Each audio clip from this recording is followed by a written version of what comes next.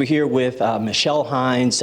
Michelle, thank you for joining us. She is the mother of Isaiah Carter, who was tragically murdered about 3 months ago outside of Patterson High School. I think the most logical question is to ask, how have you been doing since this happened? Since this happened, I've not been doing well.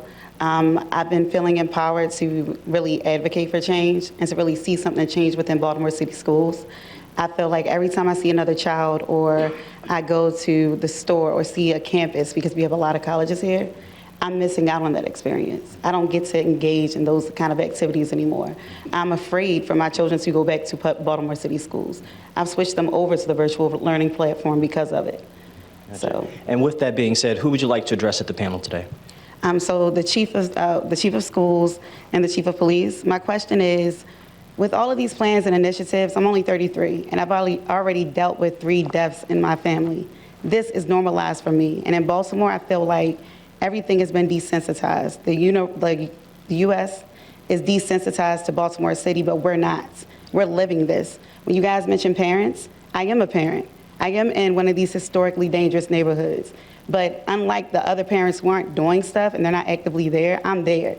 So what are you guys actually, like, instead of plans, instead of initiatives, what is the real action? How can I be involved? What initiatives do you have for families who have rotating work schedules, who are really in their kids' lives? Because meanwhile, there are terrible parents here. Stop talking to them. They don't care. Talk to us, because we're here. We care. We show up. So if there are initiatives, how can I know that when my children do go to high school, they're going to be safe? How do I know that an adult isn't going to be able to get to their campus?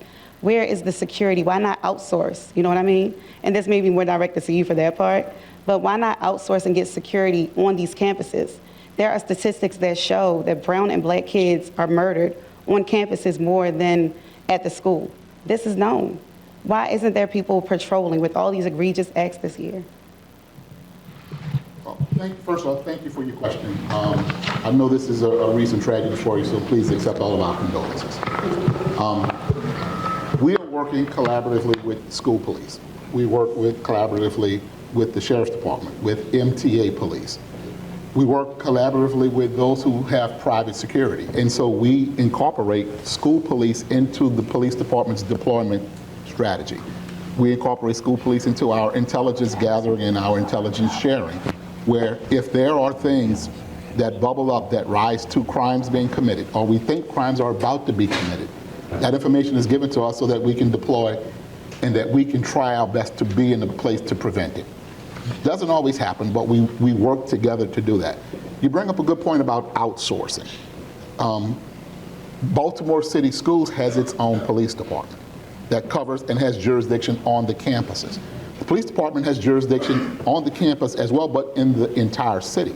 And so we work well together, but that's a good point that you bring up, that we could maybe think about adding another layer of security beyond what the city police can do, beyond what the school police can do, maybe to add another layer. That's something that I think we all can think about, but it's always about resources. It's always about how much can you put in a certain place for a certain period of time, and it's about, do we know when something is about to happen? Most times we don't. It is hard to anticipate when somebody is going to make the decision to go to a place and do a bad thing. When we do know, we try to prevent it. We were fortunate in this case to have a lot of help to catch the person who committed the murder of your son and caught him in a different part of the country. And you know, the officers and school police, MTA, the FBI, all of our partners work really hard, really fast on all of the cases. That one we were fortunate enough to at least get some sense of justice. But that, you bring up a good point, and I think that's something we all will be talking about in the future. Yeah. You can jump in. So, go ahead, Allison. Go first. Ms. Hines, thanks so much for being here, and thanks for your ongoing engagement. I know how miraculously you have been focused on thinking about safety of other children after the loss of Isaiah, and been working with us on that. And so I just appreciate that, and it's a testament to your strength. I think we really are trying to figure out, I think one of the ways that we do partner with the city police, but one of the major ways is, again, about making sure that we have adults who have strong relationships. So when you talk about outsourcing, we do try to have other adults in the building who also are in the hallways and making sure they have relationships with young people, have mentoring relationships with young people, that we're doing things like mediations with young people when there are conflicts. And I know that you were a very active and very helpful participant in some of that work with Isaiah. And so we really trying to make sure that those relationships are there so that young people feel connected to their school community and will tell us when things are happening and tell things that are brewing. And so we have been able to avert some situations that way where young people come to us and tell us about conflicts that are happening at the school or about a weapon in the school, so that we've recovered, unfortunately, 15 weapons in schools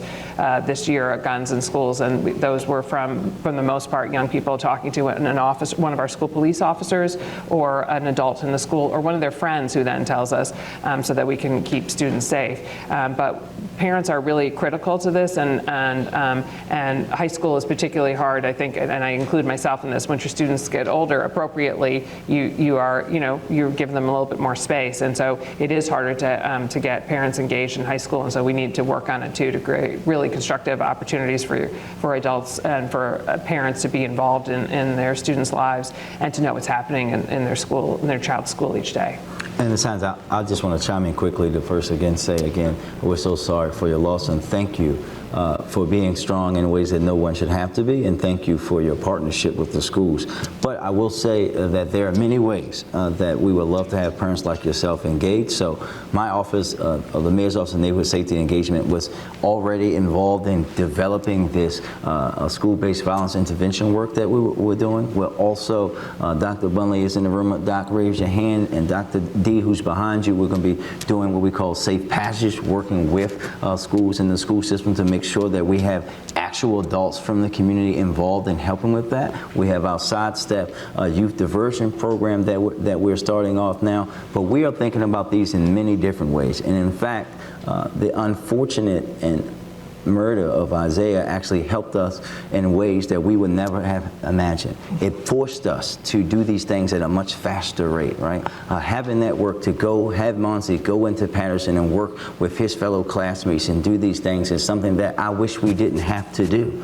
But we now know that we have to do this work that you hear from everyone together. We have to be talking with those students consistently. Yes, you're right. They're going to be parents that we can tap in, but sometimes they aren't going to be parents, right? Sometimes, look, we gotta say what it is. Sometimes that 15, 16, 17-year-old is the parent to the 10 and the 9-year-old who's also in the household as well. And we have to be there to support them in deeper ways as well, which is a way that we have through a lot of this tragedy, the tragedy that we've seen in your case and other families, have really started to connect things that have, as Bishop Hickman said, been forgotten about and disconnected in city government for a long time, where they've treated the school system like it was out on the island and never supporting the schools and the school system with the full weight of city government and the way that we're starting to do now, because this is generational stuff that we're dealing with, right? Nobody who lives in Baltimore, who's lived here for more than 10 years, believes that this just showed up out of nowhere.